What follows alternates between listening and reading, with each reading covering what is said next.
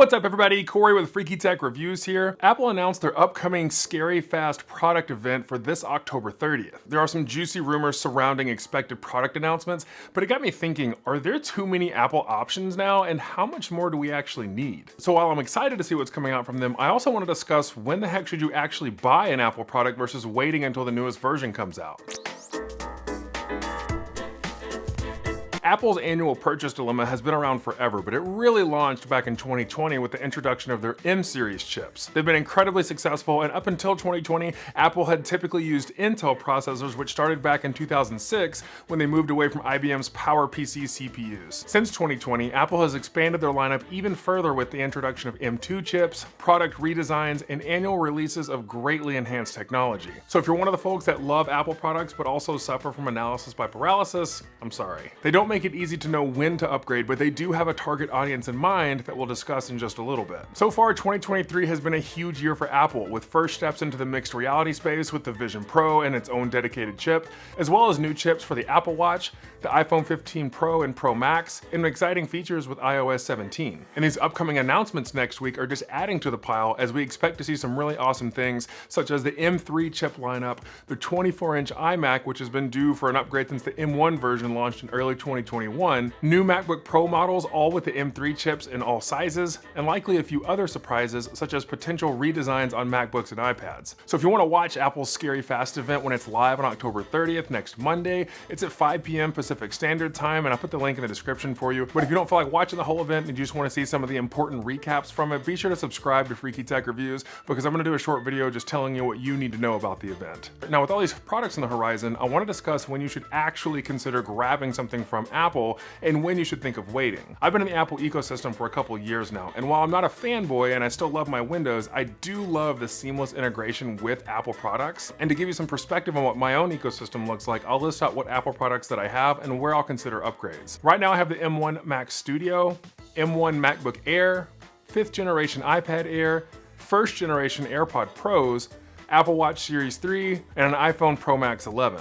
And don't judge, I know there's some obvious upgrade points already, especially with like the phone and watch. So with that said, if you're in a scenario where any of your Apple products are several years old, especially if you have a MacBook with an Intel processor in it, then it's an easy choice to upgrade. Any of the newer Apple products are gonna be mind-blowingly fast and powerful, and you'll see a noticeable difference in them. For example, I compared pictures on my 11 Pro Max to a friend's 15 Pro Max, and I was blown away. I hadn't realized how far the camera technology had come until I saw it side by side. And although the 15 Pro Max is not a true 48 megapixel camera, it's obviously much more clear and much better quality than my 11 Pro Max, so that's an easy starting point for me. But for other products I have, this is where it gets a little more interesting and where maybe my thought process can help you out if you're on the fence about buying into Apple for the first time or just upgrading. Now, to put it simply, so you don't even have to watch any further into the video, you only need the newest Apple tech if you're pushing the limits of the latest Apple products or if you're buying into the ecosystem for the first time. But if you'd like to hear more analysis on this and how I'm thinking through it, then let's get into it. The first question is your use case.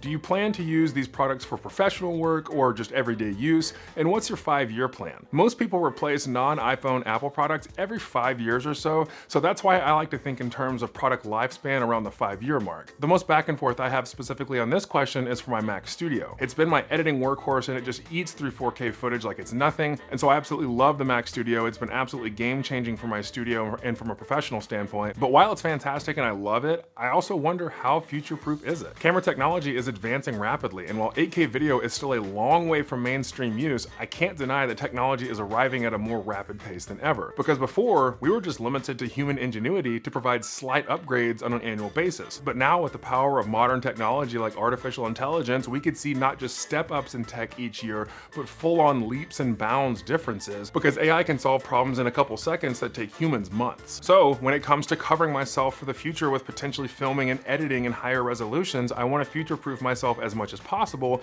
and will be considering upgrading to a new Mac Studio. I mean, even the latest Mac Minis are almost as powerful as the Mac Studio, so whatever's going to be next is going to be incredible, and their price points are almost unbeatable. Mine cost about $2,000 when I purchased it, and it's still an incredibly efficient and amazing piece of hardware. Now, this thought process actually works hand in hand with anyone buying into the ecosystem for the first time as well. The prices won't be that much different, so I recommend getting the best possible, because you will be set for half a decade or so as good as these computers computers are. I think the main issue that consumers suffer from on these annual tech releases like Apple does is feeling like you should wait to buy an upgrade just in case a new lineup is announced. But by the time it's released, you could have already been using whatever you wanted to buy for a year. So in this scenario, grab it now, because everything is good enough at this point that you'll be set for a long time, and the differences for the casual user are not going to be that much on an annual basis. And now that I've mentioned the casual decision-making side, my MacBook Air and iPad Air are my main focuses on the casual side. My MacBook used to be what I edited on, but I quickly found that it's limited with certain types of 4K video, and that's why I grabbed a Studio when they released. Nowadays, my MacBook is used for basic administrative tasks, occasional thumbnails, video chats, video watching, and portability,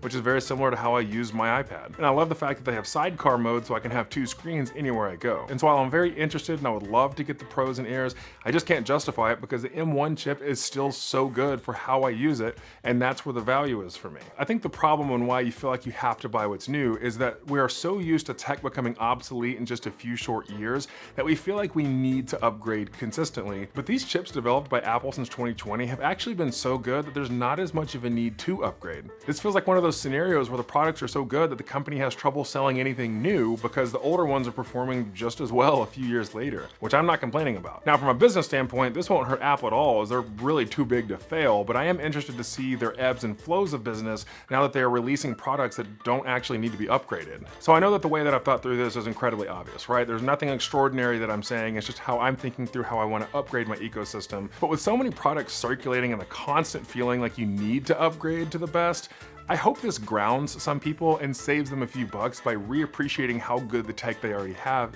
is. Be sure to subscribe if you haven't already and join the Freaky Tech family. I am on a quest to hit 2,000 subscribers by December, and your support would be greatly appreciated. But I really appreciate you being here and spending some of your day with me. Again, I'm Corey with Freaky Tech Reviews. I'll see you next time.